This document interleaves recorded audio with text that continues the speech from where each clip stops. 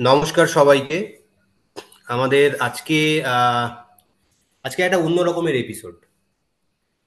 আসলে বায়োটেক বং একটু অন্য রকম সবসময় করার কিছু চেষ্টা করে। আজকের দিনে ইউটিউব চ্যানেল খুললেই যে জিনিসটা সবসময় সবার চোখে পড়ে সেটা হচ্ছে যে কেউ অভিনয় করছে, সে হচ্ছে সেলিব্রিটি, তাকে ইন্টারভিউ নেওয়া যায়। কেউ গান গাইছে, সে হচ্ছে সেলিব্রিটি, তার ইন্টারভিউ নেওয়া যায়। যদি কিছুই না পাওয়া যায়, কে কলকাতায় হাওড়া ব্রিজের মোড়ে ভূত দেখলো, ওকে জোর করে টেনে নিয়ে এসে বসিয়ে দুটো ইন্টারভিউ নিয়ে হাজার দশেক ভিউ পাওয়া যায়। তো এই ধরনের যখন একটা কালচার চলছে গোটা ইউটিউব জুড়ে, তখন আমাদের চ্যানেলে বায়োটেক বংয়ে সেলিব্রিটি হচ্ছে এরাই, যারা বায়োটেকনোলজি ইন্ডাস্ট্রিকে এত বছর ধরে প্রমোট করছে এবং বায়োটেকনোলজি ইন্ডাস্ট্রির জন্য যারা পরিচিত এবং যাদের জন্য বায়োটেকনোলজি ইন্ডাস্ট্রি পরিচিত, দুটো পরিপূরক অর্থে। এখন আমাদের এই বিশেষ এপিসোড, এই কৃতীদের নিয়ে প্রথম এপিসোডে আমি এমন একজন আমার আহ, পরিচিত এবং আমার কি বলবো সোকল্ড সেলিব্রিটি, আমার চোখে সে সেলিব্রিটি, এরকম একজনকে আমি নিয়ে এসেছি। আহ, যার সাথে বা যার সাথে এই এপিসোডটা দিয়ে আমরা যদি শুরু করি, তাহলে আমার মনে হয়েছে যে এর থেকে ভালো বোধহয় আর কিছু হতে পারে না। এবং কেন, সেটা এই গোটা এপিসোডটা যখন শেষ হবে তখন আপনারা কমেন্ট বক্সে আমাদেরকে কিন্তু বলবেন যে আমি যে ওকে সেলিব্রিটি বলেছি এই এই ইন্ডাস্ট্রির, সেটা সত্যি না মিথ্যে। তো আমি আর বেশি কথা বাড়াবো না। আমার সঙ্গে আজকে রয়েছে আমার আমরা যারা দুজন মিলে এই বায়োটেক বং প্রথম শুরু করি, আমার বন্ধু চিত্রন। এই মুহূর্তে আর কথা না বাড়িয়ে আমি সরাসরি চলে যাব সেই লোকটার কাছে, সেই মানুষটার কাছে, আহ, যাকে নিয়ে আজকে আমরা টোটাল আলাপচারিতাগুলো শুরু আলাপচারিতাটা করব। আহ, কিংসুক শীল, ডক্টর কিংসুক শীল আমাদের সঙ্গে আছেন। এবং তার পরিচয় দিতে গেলে আমাকে শুরু থেকে আমি যদি বলি, এই মানুষটার জীবন শুরু হয় একটা বায়োটেকনোলজি ইন্ডাস্ট্রিতে একটা সেলসম্যানের চাকরি দিয়ে। তারপর ধীরে ধীরে ধীরে ধীরে জীবনের উত্থান পতন, তারপরে জীবনের অনেকগুলো মোড় ঘুরে আলটিমেটলি সে আবার বায়োটেক ইন্ডাস্ট্রিতেই ফিরে এসেছে। এখন বায়োটেক ইন্ডাস্ট্রি তার ক্ষেত্রে প্ল্যান বি ছিল না। কেন ছিল না, আমি তার মুখ থেকেই শুনবো একের পর এক। আজকে অনেকক্ষণ আলাপচারিতা আমাদের চলবে। তো প্রথমেই কিংসুকদা, বলো তুমি কেমন আছো? অনেক বছর পর তোমার আচ্ছা, সঙ্গে আমার দেখা প্রথমে হচ্ছে বা কথা নমস্কার। হচ্ছে। আহ চয়ন আমার খুব কাছের একটা মানুষ, কাছের একটা বন্ধু, অ্যান্ড সকল চিত্রনও তাই আহ, হয়ে উঠেছে। আমি ওর নাম শুনেছি ওর চয়নের থেকে। তো চয়ন আমার সঙ্গে দীর্ঘদিন ধরে পরিচিত, অ্যান্ড চয়ন আমার অনেক আপস ডাউন, ফল, আপস সবকিছু চয়ন জানে। তো আহ নমস্কার, আমি কিংশুক। আর আমি চাইবো যে ওরা যে ইনিশিয়েটিভটা নিয়েছে, মানে ফর অল দ্য ভিউয়ার্স, ওরা যে ইনিশিয়েটিভ নিয়েছে, ইটস আ গ্রেট ইনিশিয়েটিভ। আমার মনে হয় যে সত্যি there is a lacuna, there is a lack of knowledge, there is a lack of guidance for each one who is aspiring, যারা চাইছে ভবিষ্যতে কিছু করতে, কোথাও ঢুকতে। তো আমার অনুরোধ থাকবে যে তারা ভিডিওগুলো ভালো করে দেখুন। অ্যান্ড যেটা শেষে বলে মানুষ, আমি প্রথমেই বলে দিচ্ছি, এটা অবশ্যই চ্যানেলটাকে সাবস্ক্রাইব করুন, লাইক করুন, শেয়ার করুন, যাতে আপনি তো উপকারিত হচ্ছেন, যাতে আরো 10 জন যেন উপকার পায়। কারণ আমি চয়নকে একটা কথা সব সময় বলতাম যে আহ, প্রত্যেকটা মানুষের গল্পের মধ্যে কিছু না কিছু গল্প লুকিয়ে আছে, আর সেটা অনেকের সঙ্গেই মিলে যায়। হ্যাঁ, তো যাই হোক। কি কিংসুকদা, একটা জিনিস বলো, গল্প তো অবশ্যই তোমার থেকে আমাদের অনেক অনেক গল্প শোনার আছে। প্রথমে আমাকে বলো না যে তোমার জীবন তো বোধহয় বায়োটেক ইন্ডাস্ট্রিতে শুরু হয়েছিল কি দিয়ে, একটা সেলসম্যানের চাকরি দিয়ে, আমি যদি খুব ভুল না বলি, সেলসের না, চাকরি। একদমই তুই ঠিক বলেছিস, কিন্তু আমি এখানে একটু অ্যাড করব বা ইলাবোরেট করব জিনিসটাকে। আমি একটু মানুষগুলোকে, যারা দেখছেন আমাদের দর্শক, মানে তারা তো সত্যি আমাদের খুব প্রিয় দর্শক, তো আমি চাইবো তাদেরকে একটুখানি জানাতে একটু আমার আর্লি লাইফ, ঠিক আছে? মানে আমার স্কুলিং একটা সামান্য ওয়েস্ট বেঙ্গল বোর্ড থেকে আমার স্কুলিং মাধ্যমিক। অ্যান্ড এবার প্রথমে আমি আসি যে কোন জিনিসটা আমাকে স্পার্ক করেছিল, মানে কেন স্পার্ক করেছিল কিছু। প্রথমে আমি বলি যে লাইফে কিছু করতে হবে। এরকম দু রকম মানুষ থাকে, যে বলে যে লাইফ চলছে চলবে, এন্ড কিছু মানুষ থাকে যে লাইফে কিছু করতে হবে। তো মেজরিটি পার্ট লাইফে যদি কিক না আসে কোনো রকম, বা স্পার্ক না পায়, বা কোনো পুশ না পায়, আর সেই পুশটাকে অ্যাকসেপ্ট যদি না করে, তাহলে লাইফে কিছু করতে হবে সেই জিনিসটা হয়। তো স্বাভাবিকভাবে অনেক বছর আগের কথা, কারণ আমি আমার মানে ক্লাস 10 মাধ্যমিক আমার বহু বছর আগে, এখন অনেক বছর হয়ে গেছে। আমি ছোট্ট করে বলতে চাই, একটা ভরা ক্লাসরুম, যেখানে 40 জন স্টুডেন্ট, সেখানে আমার যে টিচার, মানে উইথ ডিউ রেসপেক্ট, আমি তাকে এখনো প্রচন্ড ভালোবাসি, প্রচন্ড শ্রদ্ধা করি, সে আমাকে বলেছিল তোর দ্বারা কিছু হবে না। ঠিক আছে, যেটা কোয়াইট ন্যাচারাল, সবাই বলে, আমার বাবা মা সব সময় ঘন্টায় ঘন্টায় বলতো সেসব। কেন বলেছিল? কারণ আমি একটুখানি ফান পার্ট মানে অ্যাড করছি জয়। আমি একদিন ক্লাসে, ভরা ক্লাস, আমি বসে আমার পকেটে প্রত্যেক কটা বন্ধুর থেকে 5টা পেন নিয়ে আমি পকেটে লাগিয়েছি, আর বলেছিলাম এটা আমার ক্লাস 10 পাস করার, এটা 12, এটা বিএসসি, এটা এমএসসি, এটা পিএইচডি। তখন আমার কাছে কমেন্ট এসেছিল যে তোর যা অবস্থা এই মুহূর্তে, তুই 5টা পেন কেন, তুই একটা পেন লাগানোরও যোগ্য না। এন্ড দ্যাট কিক্স, এটা আমার স্পার্ক বলতে পারিস। তো আমি ভেবেছিলাম ঠিক আছে। অ্যান্ড আমি সত্যি কথা বলছি যে আদার্স অনেকেই রয়েছে, আমি প্রচন্ড মিডিল ক্লাস ফ্যামিলি থেকে বিলং করি, যেখানে আমার বাবা শুধুমাত্র সিঙ্গেল আর্নার ছিল। And আমি একটা রিমার্ক, যাই হোক, তারপর আমার গ্রাজুয়েশন আমি কমপ্লিট করি, অ্যান্ড আমার বায়োটেক কেউ আমাকে প্রভোগ করেনি। অ্যান্ড আমি তার ব্যাকগ্রাউন্ড আমি একটু বলে রাখি, যে কেন আমি BSc biotech, MSc biotech, and তারপর আমি পিএইচডি তে গেছি। আমার খুব ইচ্ছা ছিল ডাক্তার হওয়া, খুব ইচ্ছা, যেটা সাধারণ ঘরে প্রত্যেক কটা মধ্যবিত্ত বাঙালির মধ্যে থাকে, আইদার ডাক্তার হবো না ইঞ্জিনিয়ার। কারণ বায়োলজি আমার ছোট থেকেই পছন্দের একটা বিষয় ছিল। আমার বিষয় ছিল, মাধ্যমিকে হ্যাঁ। কেউ নেয়নি, হ্যাঁ, কেউ নেয়নি। তো আমি একটা অ্যাডিশনাল বায়োলজি নিয়েছিলাম, যে আমি একা একা ক্লাস করতাম, এখনো মনে আছে। তো বায়োলজিটাকে ভালোবাসতাম। কারণ, কেন ভালোবাসতাম? কারণ আমার মনে হয়েছে যে এই সব কিছু জিনিস যেটা বইয়ে পড়ছি সবই তো আমার শরীরে আছে, আলাদা তো কিছু নেই। তো হয়তো দেখতে পাচ্ছি না, কিন্তু আমি পড়ে রিয়েলাইজ করছি যে হ্যাঁ আছে। তো যাই হোক, তো বায়োটেক পড়ার পেছনে কারণ, আমার মেডিকেলে আমি চান্স পাই। আমি ওয়েস্ট বেঙ্গল জয়েন্ট, তখন মেডিকেল আমি পাইনি, আমি এআইপিএমটি তে পেয়েছিলাম, ভেলোর ইনস্টিটিউট অফ টেকনোলজিতে। অ্যান্ড ডিউ টু আমার ফ্যামিলি কন্ডিশন, সে সময় বাবা পারেননি। তো আমার তখন একটা জেদ চেপে গেছিল, যে ডাক্তার যখন হয়নি, ডক্টরেট হবে। আমার নামের আগে ডিআরটা লাগবে, যেভাবে হোক।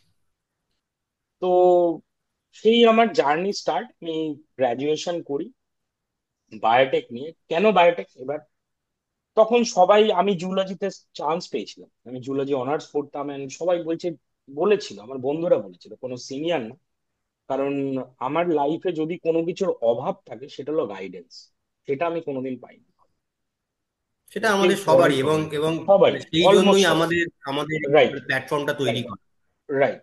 তো এই গাইডেন্সের অভাবটা জন্য আমি বুঝতে পারিনি যে কোথায় যেতে হবে, কি করতে হবে। তো আমি জুলজিতে চান্স পেয়েছিলাম আশুতোষ কলেজে, আমি ভর্তি হয়ে গেছিলাম, কিন্তু আমি স্টিল জয়েন্টের প্রিপারেশন নিয়ে যাচ্ছি, যে আমাকে ডাক্তার হতেই হবে। তো সেকেন্ড বার আমার ডেন্টালে হলো নর্থ বেঙ্গল, আমি দেখলাম না আমার, মানে এবার আজকে একটা প্ল্যাটফর্ম যেখানে আমি সত্যি মনের কথা বলতে ইচ্ছা করছে, আমি অনেকদিন পর কাউকে মনের কথা বলছি, হ্যাঁ, নিশ্চয়ই বলো, যে অবশ্যই। আমি চেয়েছিলাম সার্জেন হতে। ঠিক আছে, মানে আচ্ছা। খুব খুব আমি সার্জেন হওয়ার আমার খুব ইচ্ছা ছিল, যে আমার রক্ত হাতে থাকবে, লেগে ছুরি কাঁচি কাটা, এগুলো আমার খুব ফ্যাসিনেটিং ব্যাপার ছিল। ঠিক আছে, তো কবির সিং।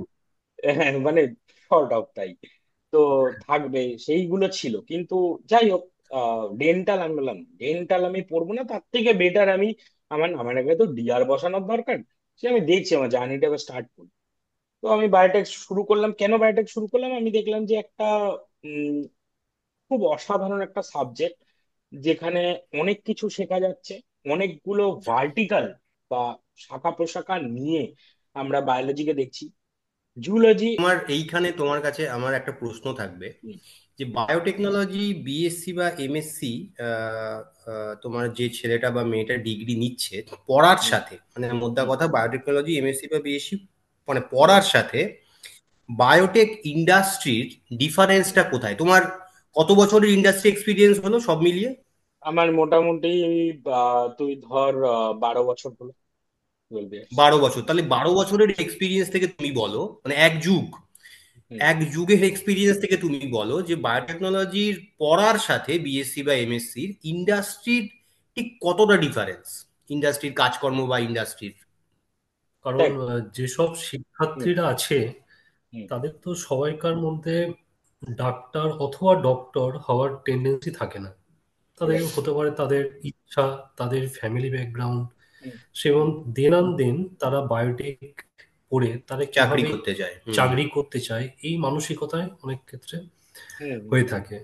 তো তাদের ক্ষেত্রে কতটা জিনিসটা ফ্রুটফুল যে মানে এটা কিন্তু গ্র্যাজুয়েশন। আমি বলছি যে আমি আরেকটা অ্যাঙ্গেলও এই প্রশ্নটা রয়েছে। এটা হচ্ছে যে মানে আমি কোনো শিক্ষা প্রতিষ্ঠান বা কোনো কলেজ বা কোনো ইউনিভার্সিটির তাদের বিজনেস প্ল্যানিং বা তাদের অবস্থান নিয়ে আমার কোনো বক্তব্য নেই, কিন্তু একটা ট্রেন্ড আছে বিশেষ করে ওয়েস্ট বেঙ্গলে। সেটা হচ্ছে যে কোনো বিএসসি কারুকে একটা মানে ভর্তির সময় প্রত্যেকেই কথা দেয় যে থার্ড ইয়ারের পরে বা ফোর্থ ইয়ারের পরে। পরে 100% ক্যাম্পাসিং। রাইট। এবার কোথায় ক্যাম্পাসিং, তারা কোথায় চাকরি করবে, কি চাকরি করবে, কেউ কি জানে পড়ানো হবে, সেইগুলোর কোনো সম্যক ধারণা কিন্তু তখন গার্জিয়ানদের বা নেই। যারা যারা ছোট ছোট ছেলে মেয়েরা ভর্তি হচ্ছে তাদের কারুরই থাকে না। না। সেম জিনিসটা এমএসসির সময়ও হয়, যে এমএসসি পড়ার পরেই 100% চাকরি ক্যাম্পাসিং। পেয়ে যায়। তো রাইট। এই অ্যাঙ্গেলটাও তুমি ধরো, ধরে আমাকে তুমি বলো যে বিএসসি বা এমএসসি তে বায়োটেকনোলজি পড়ার সাথে বা যে যে তোমার ক্যারিকুলামের সাথে অ্যাকচুয়াল ইন্ডাস্ট্রিতে কাজকর্ম, সেটা যে কোনো ডিপার্টমেন্টই হোক না কেন, কতটা সেটা তোমার মিল রয়েছে বা মিল নেই? আচ্ছা, এটা প্রথমেই আমি যেটা বলতে চাই যে কোন ইউনিভার্সিটি কিরকম কারিকুলাম করছে সেটা প্রথমে ডিপেন্ড করবে। ঠিক আছে? তারা বিভিন্ন জিনিস, একটা বায়োটেকের মধ্যে আমি প্রথমেই বলি সেল বায়োলজি, যেটা ইন্ডাস্ট্রিতে কোনো কাজে লাগে না। তুমি সেল সিগন্যালিং জানো, সেটা পরের কথা। মলিকুলার বায়োলজি ইন্ডাস্ট্রিতে কাজে লাগে, তার কিছু বেসিক টেকনিক। কোনো ইন্ডাস্ট্রিতে, আমি একটু ইলাবোরেট করেই বলছি, হ্যাঁ, কোনো ইন্ডাস্ট্রিতে কেউ ট্রান্সক্রিপশন ট্রান্সলেশন করতে দেবে না, রেপ্লিকেশন করতে দেবে না। কিন্তু তার কিছু টেকনিক, যেটা রিলেটেড টু পিসিআর থেকে শুরু করে সেল ইলেকট্রোফোরেসিস থেকে শুরু করে, that you have to know, জানতে হবে। আমার যতটা ধারণাতে যদি বলিস যে biotech industry and the curriculum, সেখানে দুটো থেকে তিনটে জিনিস তোর মেজরলি লাগে পুরো কারিকুলাম। ফার্স্ট হলো যেটা প্রোটিন কেমিস্ট্রি, ক্রোমাটোগ্রাফিক এইচপিএলসি। ঠিক আছে, ওটা হিউজ ইন্ডাস্ট্রি চলছে chromatographic HPLC, protein purification, antibody পিউরিফিকেশনের উপর। ঠিক আছে, ফার্স্ট। সেকেন্ড জিনিস হলো ডাউনস্ট্রিম প্রসেস, যেটা ইন্ডাস্ট্রিয়াল বায়োটেকের মধ্যে পড়ছে, ডাউনস্ট্রিম প্রসেসের উপর চলছে। থার্ড যদি তুই বলিস, সেখানে আমি তোকে বলবো ধর আহ কিছু মলিকুলার বায়োলজি টেকনিক, কিছু বায়োফিজিক্যাল টেকনিক। ঠিক আছে, যেটা আমি অফকোর্স ইনক্লুড করবো, কারণ বায়োফিজিক্যাল টেকনিক জানাও দরকার, প্রচুর মেশিন রয়েছে এখন এই মুহূর্তে। And of course microscopy, which is very important. এবার মাইক্রোস্কোপি জানতে গেলেই যে মাইক্রোবায়োলজির ওপর এক্সপার্টাইজ হলেই যে মাইক্রোস্কোপি জানবে, নট নেসেসারি। ঠিক আছে, মাইক্রোস্কোপি যদি কেউ চায় বিভিন্ন জায়গায় কাজে লাগাতে, সে সেল বায়োলজিতে, ক্যান্সার বায়োলজিতেও, ঠিক আছে, জেনেটিক্সও, ক্লাসিক্যাল জেনেটিক্সও, যেখানেই হোক সে চায় যদি মাইক্রোস্কোপ ইনক্লুড করতে, করতেই পারে। আমাদের কিছু ধারণা স্টুডেন্টদের মধ্যে রয়েছে মাইক্রোবায়োলজি ইকুয়াল টু মাইক্রোস্কোপি। ঠিক আছে, এইবার এই যে মাইক্রোবায়োলজির কিছু স্টুডেন্ট, যাদেরকে আমি বলতে চাই যে তারা শুধু মাইক্রোবায়োলজি বিএসসি এমএসসি করছে কি শুধু প্লেট বানানোর জন্য, আগার প্লেট, নাকি স্ট্রিক করার জন্য, নাকি ব্যাকটেরিয়াল গ্রোথ দেখার জন্য ইনকিউবেটরে ঢুকিয়ে পরের দিন দেখছে যে কত গ্রোথ হচ্ছে, এন্ড সেটাকে তুলে নিয়ে কালচার করে সেখানে একটা সিরিয়াল ডাইলুশন করছে, না এটা না, এটা না। যুগের পর যুগ ধরে চলছে, একদম যুগের পর করে যুগ যাচ্ছে, ধরে। একই জিনিস করে যাচ্ছে, সিরিয়াল ডাইলুশন করছে। কেউ আবার যদি একটু এক্সট্রা অ্যাডভান্স হয়, সে আবার সেখান থেকে একটা ক্লোনিং করে নিয়ে এটা ইয়ে করছে, মানে না এগুলো ইন্ডাস্ট্রিতে লাগে না। ইন্ডাস্ট্রি জানতে হবে it's a fast pace, industry এক্সপ্লোরেশনের জায়গা নয়। আজকে প্রোডাক্ট লঞ্চ থেকে শুরু করে এন্ড সেটা সোশ্যালি ইউজ, তোর এক্সপ্লোরেশনের জন্য বসে থাকবে না, বা কারোর এক্সপ্লোরেশনের জন্য বসে থাকবে না যে আমি শিখছি, না। আমার সেই সময় তোমাকে সেই সময় তোমাকে তোমাকে শুনতে হয়নি যে কিংসুক সেলসে চাকরি করো? হ্যাঁ কেউ হ্যাঁ, বলেনি শুনতে কখনো? হয়েছে তো, হ্যাঁ। কারণ আমার গেটে 96% ছিল, ঠিক আছে, মাস্টার্স এর পর। আমি যখন প্রফেসরদের কাছে যাচ্ছি, বলছে আমরা গেট থেকে আর পিএইচডি নিচ্ছি না, ঠিক আছে, গেট থেকে আর পিএইচডি আমরা নিচ্ছি না। আমরা কি করছি, আমরা এখন মাস্টার্স কাম পিএইচডি নিচ্ছি গেট থেকে। তো আমি অনেক প্রফেসরকে বলেছি, উইথ ডিউ রেসপেক্ট, আমি নাম বলতে চাই না, আমি বলেছি স্যার আমি তো সবে মাস্টার্স করে এলাম, আবার কেন?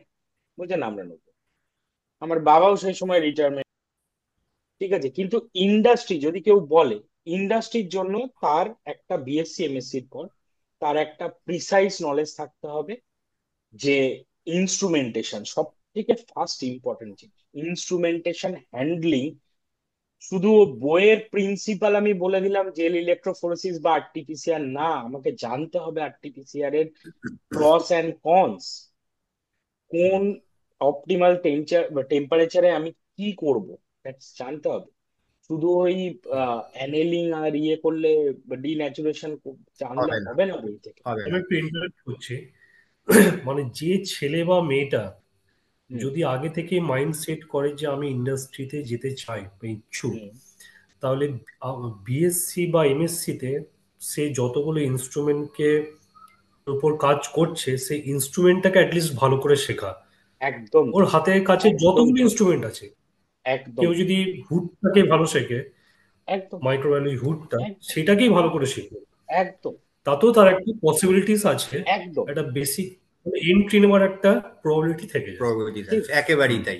আচ্ছা, আমি একটা আমার আমি এখানে, একটা জাস্ট ওর কথায় একটা হ্যাঁ বলছি। নিশ্চয়ই নিশ্চয়ই, বলো আমি বলো একটা বলো, হ্যাঁ। হিউজ একটা স্যাম্পল দিচ্ছি, যেটা ইনকিউবেট করতে বা যেটা স্টেরিলাইজ করতে, মানে সেখানে হুডটা আমার প্রচন্ড ভাবে ইম্পর্টেন্ট। সেখানে আমি কিন্তু সেই মানুষটার উপর রিলাই করব যে কিন্তু ওই হুডটাকে ভালো করে জেনেছে। আমার একদিনে, আমি ইন্ডাস্ট্রির কথা বলছি, ইন্ডাস্ট্রি কিন্তু, মানে আমি তোদের দুজনকেই বলছি, ইন্ডাস্ট্রি কিন্তু তোরাও হয়তো ভালো বলতে পারবি, ইন্ডাস্ট্রি কিন্তু একটা বা 10টা স্যাম্পলের উপর চলে না, it's a 1000 or 10,000 or one একদমই লাখ তাই। স্যাম্পল। এক্স্যাক্টলি, সো একদমই তাই। এই যে মাল্টিপ্লিকেশন টাইমটা না, I need my RTPCR by today 1 lakh. চল আরটিপিসিআর করো। একদমই তাই, হুম। একদমই তাই। আচ্ছা, এই জায়গা থেকে আমার মানে একটা কোশ্চেন জানতে খুব ইচ্ছা করছে তোমার কাছে, যে এতক্ষণ যেটা নিয়ে আমরা আলোচনা করলাম এটা হলো ইন্ডাস্ট্রির একেবারে তোমার ইন্টারনাল পার্ট, যেখানে একদম। ল্যাবরেটরিজ রয়েছে।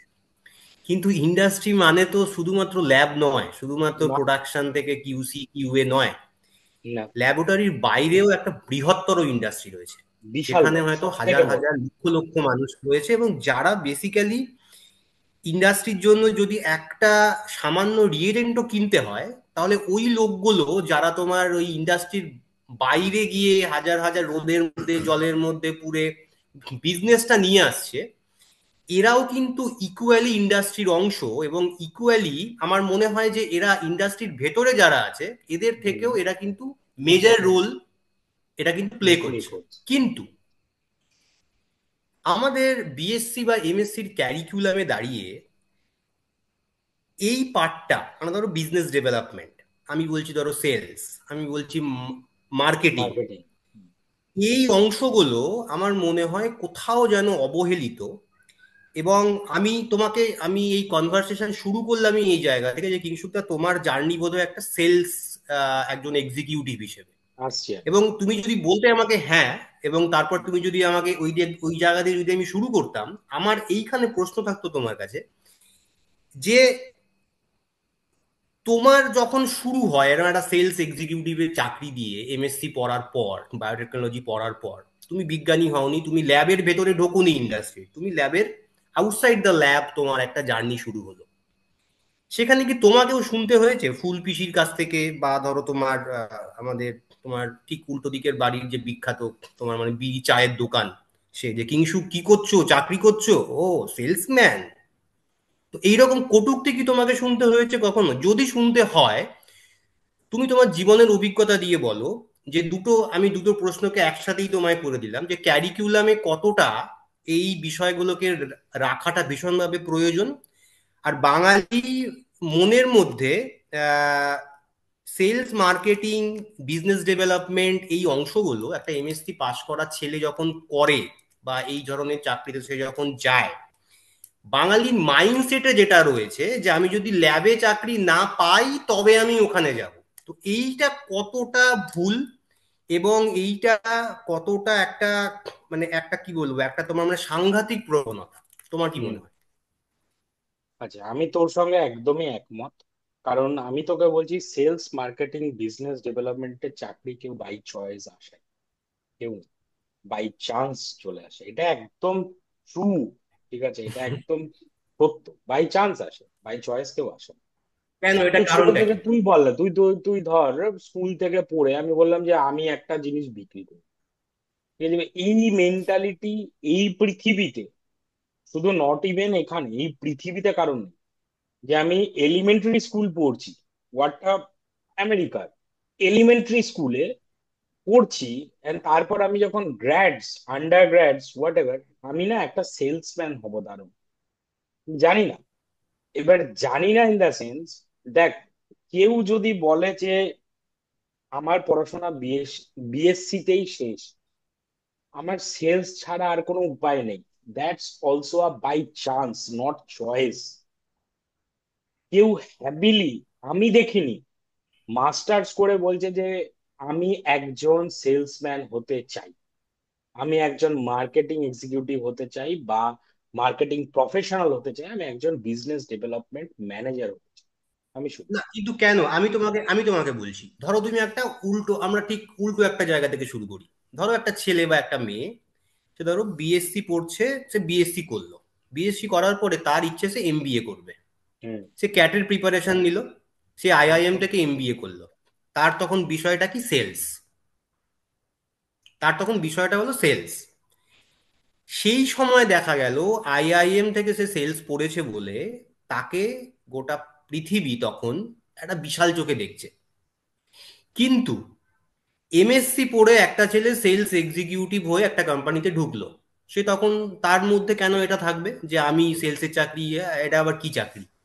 একদম। দুটোর মধ্যে তোমার মানে এই দু একদম। রকমের কেন হুম। আমাদের থাকবে? দু রকমের ডিফারেন্সিয়েশন। হ্যাঁ, এমএসসি কেন যে থাকবে? পড়ে না, মাইন্ডসেট কেন এমএসসি থাকবে? যে পড়ে সেলসে যে আসে, সে সেলসের কিছুই বোঝে না, জানেন না। ঠিক আছে, what is sales, how to sell, how to sell yourself first, and how to sell your product, how to sell your brand, জানে না এমএসসি। ওদেরকে জানতে হবে কি, একটা এমএস, সিম্পল জিনিস বলছি from my own experience. MSc pass করেছো, রাস্তায় ঘোরো, সকাল 10টার সময় তুমি পিঠে একটা ব্যাগ নিয়ে বেরো, যদি তোমার বাইক না থাকে তুমি হেঁটে বেরো, অটো করে, ট্রামে, ট্রেনে, বাসে, যেখানে হোক। তোমার 10টা ডিফারেন্ট লোকেশনে যাও, তুমি গিয়ে বোকার মতো গিয়ে বলো যে আমাদের না এই প্রোডাক্ট আছে স্যার, কাইন্ডলি একটুখানি প্রেসক্রাইব করবেন। কারণ আমি নিজে ফার্মাসিউটিক্যাল কোম্পানির সেলসে ছিলাম। ঠিক আছে, সেটা সেটা কত সালে? বারবার, সেটা আমি তোকে বলছি, সেটা ধর মাস্টার্স আমার শেষ করার পর, আমি 11-তে, 2011, মানে 10 একেবারে আমার এমএসসি করার মাস্টার্স। পর পর? একদম, এমএসসি কারণ করার পর পর কারণ আমি মাঝখানে সেই সময় একটুখানি এন্টার পথে, তো আমাকে বাধ্য হয়েই হাতে যেটা আসে আর্নিং আমাকে ঢুকতে হয়েছে। বাট থ্যাংক গড আমি একটা এমএনসি কোম্পানিতে ছিলাম, আমি সারা জীবন এমএনসি ছাড়া চাকরি করি। ঠিক আছে, আমি যাই কপালে, যে ডেজিগনেশনে চাকরি করি, আমি এমএনসি তে চাকরি করি। আমি ফার্স্ট একটা ফার্মাসিউটিক্যাল এমএনসি আমি ছিলাম। সেখানে আমাকে বললো যে এত টাকা দেবো, অ্যামাউন্ট এক্স। কি করতে হবে? রোজ বেরিয়ে এরকম 10টা জায়গায় যেতে হবে। অ্যান্ড যেহেতু আমি এমআর ছিলাম, আমাকে ডক্টর ভিজিট করতে হবে, যে এখানে যারা দেখছেন দর্শকরা সবাই জানে তার কোনো না কোনো বন্ধু, দাদা, পরিবারের কেউ না কেউ একটা মেডিকেল রিপ্রেজেন্টেটিভ ছিল, আছে, সেখান থেকে উঠেছে। ওষুধের দোকান ভিজিট করতে হবে, যে আমার মাল চলছে কিনা। ঠিক আছে, মাল তো বানিয়ে দিলে হলো না। ল্যাবরেটরিতে মেজর কাজ তো ওই ফ্রন্ট লাইনে। সে যদি প্রমোট না করে তুই জানতেই পারবি না, তাই না, যে কোন প্রোডাক্ট আসছে, কি হচ্ছে। তো আমি সেই একটা সামনের দিকের একটা বলতে পারিস যোদ্ধা, একটা ওই পায়ে হাঁটা যোদ্ধা। যদি তুই যুদ্ধ দেখিস, পায়ে হাঁটা যোদ্ধা আমি ছিলাম, যে পায়ে হেঁটে যাচ্ছি। আমাকে দোকানের ছেলেগুলো অপমান করছে, পাড়ার লোক, আত্মীয় তো ছেড়ে দে, দোকানের ছেলে হয়তো 7 পাস, ওষুধের দোকানে কাজ করে, 7 কি 8 পাস করেছে। সে একটা এমএসসি বায়োটেক ছেলেকে বলছে, ধরো যাও তো, এখন ভালো লাগছে, দুপুর বেলা এসো না, ঘুমোচ্ছি। তো এগুলো আবার শুনতে হয়েছে, দিয়ে এগুলো আমি নিতে পারিনি। এগুলো আমি নিতে পারিনি। আমি প্রথমেই বুঝলাম যে ভাই, এই মেডিকেল রিপ্রেজেন্টেটিভের চাকরিটা আমার জন্য নয় এই পৃথিবীতে। এরপর এরপর তুমি কোথায় জয়েন করলে? মেডিকেল এরপর রিপ্রেজেন্টেটিভ ছেড়ে? জয়েনের মাঝখানে আমি দেখলাম যে আমার, যেহেতু আমি এই পিএইচডি এটা ধরে রেখেছি এই সময় থেকে 2000, ঠিক আছে, 12 থেকে পিএইচডিটা ধরে রেখেছি। ধরতে ধরতে ধরতে আমি বিভিন্ন জায়গায় অ্যাপ্লাই করতে করতে আমার ইউনিভার্সিটি অফ লিস্টার লন্ডনে আমার সব হয়ে যায়। ইন্টারভিউ থেকে শুরু করে সব all done. I got my offer letter, আমার এখনো রয়েছে বাড়িতে অফার লেটার। এবার এটা আমাকে জানালো যে আমি অনেকটাই কিছু করতে পারি অ্যাপার্ট ফ্রম সেলস এর জব। ঠিক আছে, কিন্তু যাই হোক, due to some internal reason ওদিকে আমার ওইটা হয়নি সাকসেসফুল। তখন তো আমার কিছু করতে হবে। তারপর আমি কিন্তু জয়েন করলাম। কিন্তু সেলস এর চাকরিটাকে তুমি, আমি আমি জানি না, মানে সেলস এর চাকরিটাকে তুমি কেন এমন বলছো যে কিছু করতে পারিনি? ঠিক আছে, মানে তবু একটা না, সেলস এর চাকরি আমি ওই করছি, আমার বলছি না, হয়েছিল আমি এই বলছি। ওইখানে, তবু আমি, মানে এই হ্যাঁ, দ্বিধাটা কেন? রাইট, এই দ্বিধাটা কেন? কারণ কেউ না একটা আপগ্রেডেড সাবজেক্ট, ধর তুই বলছিস যে বায়োটেকনোলজি একটা আপগ্রেডেড সাবজেক্ট, যথেষ্ট আপগ্রেড এখনো, মানে ওয়ার্ল্ডে আপগ্রেড কিন্তু তোমার বায়োটেকনোলজি। কি, আমি আমি জাস্ট এখানে একটা প্রশ্ন জুড়ে দেবো আমার আগের প্রশ্নটার সঙ্গে। তো তোমার এই দ্বিধাটা রয়েছে আমি জানি, তুমি এক দ্বিধাটা তুমি মানে বারবার করে তোমার মানে ইয়ের মধ্যে বডি ল্যাঙ্গুয়েজও আসছে। আমি বলছি, তুমি কি এটা মনে করো না যে একজন সফল সেলস পার্সন, তার কিন্তু সাবজেক্টটাকেও জানাটা ইকুয়ালি ইম্পর্টেন্ট? একদম, শুধু যদি সে সেলসটা জানে, যদি সে একদম। অ ক খ বায়োলজিক্যাল সায়েন্সের কিচ্ছু না জানে, সে কিন্তু সেলসও করতে পারবে না। না, তাহলে এত একদম দ্বিধা কেন? সে তো তার না। সাবজেক্টটাকে ইকুয়ালি ইউজ করছে। না, না, না, না, দেখ, আমি একটা জিনিস যেটা বুঝেছি এখনো অব্দি, একটা সেলস পার্সন, নর্মাল একটা সেলস পার্সন, ঠিক আছে, জাস্ট এইটা, সে একটা ইন্স্যুরেন্স যেমন বিক্রি করতে পারে, একটা প্লেনও বিক্রি করে দেবে তোর কাছে। ইন্স্যুরেন্স থেকে প্লেন একটা সেলস পার্সন বিক্রি করে দেবে তো। এইবার আমার যেটা বক্তব্য, এটা আমার পার্সপেক্টিভ, আবারও বলছি, যে একটা ছেলে খেটে খুঁটে, বাবা মার টাকা পয়সায় বা অনেকটা কষ্ট করে, যেহেতু আমি নিজে করেছি, একটা সুন্দর একটা সাবজেক্ট পড়ে ওই দুপুর বেলায় 45 ডিগ্রি টেম্পারেচারে একটা দোকানের বাইরে ব্যাগ নিয়ে পিঠে দাঁড়াতে কারোর ভালো লাগবে না, চয়। এটা ট্রু, এটা ট্রু, আমি আমার মন থেকে বলছি, কারণ আমি নিজে করেছি। একটা এপ্রিল মে জুন মাস, ঠিক আছে, কলকাতায় 40 42 ডিগ্রি টেম্পারেচার, রাস্তায় একটা কুকুরও নেই, কিন্তু সেখানে একটা মেডিকেল রিপ্রেজেন্টেটিভ ঘুরে বেড়াচ্ছে, যে কেউ কোনো দোকান খোলা আছে কিনা, সেই দোকানে গেলে বোঝে এই যাওয়া, এখন ঘুমোচ্ছি, কোনো ডাক্তার আছে কিনা, না এখন আমি আসবো না। তো এই যে আচ্ছা, অবহেলিত আমি একটু ব্যাপারটা না। ইন্টারাপ্ট করছি। হম, বলো। কিংশুদা, আমি একটু ইন্টারাপ্ট করছি যে হুম, হুম, এটা তো অনেকক্ষণ ধরে আমরা সেলস রিলেটেড এবং তার প্রোডাক্ট এবং এইসব নিয়ে কথা হচ্ছে, কিন্তু যে ছেলেটা বা মেয়েটা ও প্লেন গ্র্যাজুয়েশন সায়েন্সে এবং পোস্ট গ্রাজুয়েট করার পর, মানে তুমি কিছুক্ষণ আগেই বললে যে সেলসটা তার কখনো চয়েস হতে পারে না। অবশ্যই ঠিক, সেলসটা তার চয়েস হতে পারে না, হুম, কিন্তু তার চয়েস তো এটা হতে পারে যে আমি গ্র্যাজুয়েশন বা পোস্ট গ্র্যাজুয়েশন করার পর আমি একটা ইন্ডাস্ট্রির কোনো ল্যাবে জয়েন করব। একদম। মানছি ওই ইন্ডাস্ট্রি কোনো ল্যাবে হয়তো হায়ার পজিশনে সে এই মুহূর্তে জয়েন করতে পারলো না, কিন্তু এতদিন তারা যে শিখে এসছে বিএসসি বা এমএসসি, সেই শেখার উপর ভিত্তি করে সেটা একটা ইনিশিয়াল একটাও শুরু করলো। তারপর আস্তে আস্তে আপগ্রেডেশন হওয়ার পর এরকমই অনেক দেখেছি যারা কিন্তু একদম এমএসসির পর তারা ইন্ডাস্ট্রি কোনো ল্যাবে জয়েন করেছে এবং এখন তারা একটা ভালো পজিশনে চলে গেছে।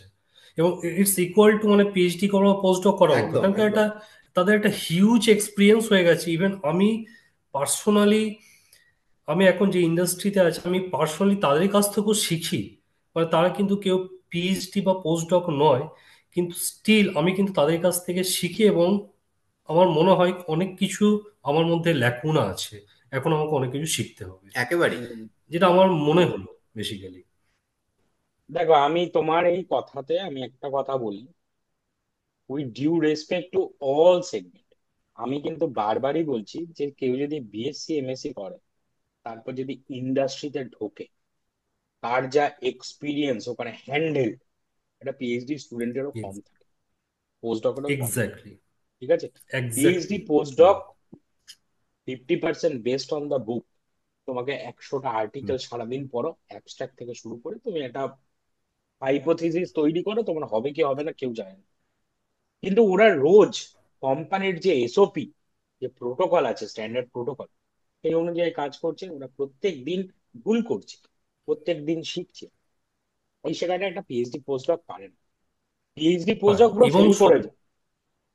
ফেল এবং করে যাবে। সবচেয়ে বড় ব্যাপার ফেল করে হচ্ছে যায়। একটা, সবচেয়ে বড় ব্যাপার হচ্ছে একটা টাইম পিরিয়ডের মধ্যেই তোমাকে ওই প্রোডাক্টটা বানাতে হবে। কারণ একদম। ইন্ডাস্ট্রি তো তোমাকে অনন্তকাল সময় দেবে না, আমি চার তো বছর বললাম, 5 বছর। আমি তো সেটাই বলছি। কিন্তু এক্স্যাক্টলি, সুযোগটা এক্স্যাক্টলি। কিন্তু, কিন্তু এখানে এখানে আমার প্রশ্ন থাকবে যে একজন বিএসসি বা এমএসসির স্টুডেন্টরা মানে সুযোগটা কি করে পাবে ইন্ডাস্ট্রিতে? এই সুযোগটা কারণ একজন পিএইচডি যে করেছে সেক্ষেত্রে কিন্তু কম্পিটিশনটা তার ক্ষেত্রে কিছু ক্ষেত্রে আমি বলবো অনেকটা কম, কিছু ক্ষেত্রে অনেকটা বেশি, অনেক ক্ষেত্রে আবার অনেকটা রাইট, কমও। কিন্তু রাইট। এমএসসির ক্ষেত্রে যে সমস্যাটা যেটা হয় যেটা হচ্ছে এটা এত সংখ্যায় এমএসসি বা বিএসসি প্রতি বছর বেরোয়, এত সিভি, সেখানে ইন্ডাস্ট্রিতে সুযোগটা কিন্তু অনেকটাই কম। এবার তোমার আমি তুমি তুমি আমাকে বলো অ্যাজ পার ইওর এক্সপিরিয়েন্স, আমাদের মানে এইখানে প্রচুর সবার। আছে যারা হচ্ছে যারা একেবারে ফ্রেশার, যারা বিএসসি বা এমএসসি পড়ছে, তাদের জন্য অ্যাজ এ তোমার মানে সিনিয়র, এত বছর তুমি ইন্ডাস্ট্রিতে আছো, তাদের জন্য তুমি কিছু বলো যে তারা যদি মনে করে যে তারা পিএইচডি করবে না, তারা রিসার্চ করবে না, এবার কোন কোন ডিপার্টমেন্টে তারা অ্যাপ্লাই করতে পারে প্রথম কথা, দ্বিতীয় কথা কিভাবে করতে পারে, হুম, কারণ কোন পদ্ধতিতে তারা করতে পারে, এবং তোমার মতে বিএসসি বা এমএসসি করার পরে কোন কোন ডিপার্টমেন্ট তাদের জন্য সব থেকে তোমার সুটেবল অ্যাপ্লাই করার জন্য? ওকে,